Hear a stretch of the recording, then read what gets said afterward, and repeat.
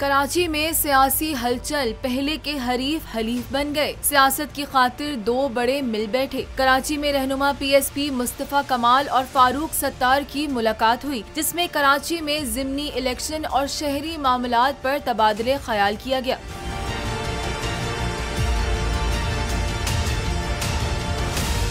फारूक सत्तार का कहना था कि हम सिंध के शहरी इलाकों के अवाम के बुनियादी हकूक के पासबान हैं। NA 245 से इलेक्शन लड़ने का फैसला जीत और हार से बालातर होकर किया। हम सिंध के शहरी इलाकों के अवाम के बिलखुसूस उनके बुनियादी हुकूक, उनके तमाम हुकूक के हम पहले भी पासबान थे। मैंने NA 245 के ज़िमनी इलेक्शन लड़ने का फैसला किया। ये जीत और हार से बालाए तर।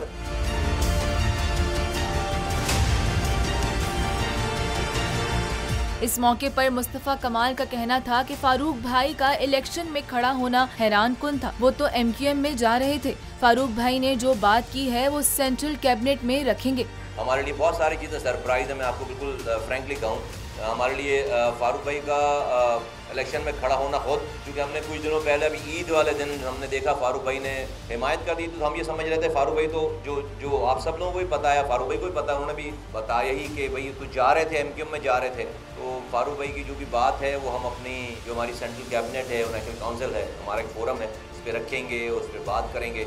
मौजूदा सूरत हाल में फारूक सत्तार को इलेक्शन लड़ना चाहिए? कमेंट में बताएं।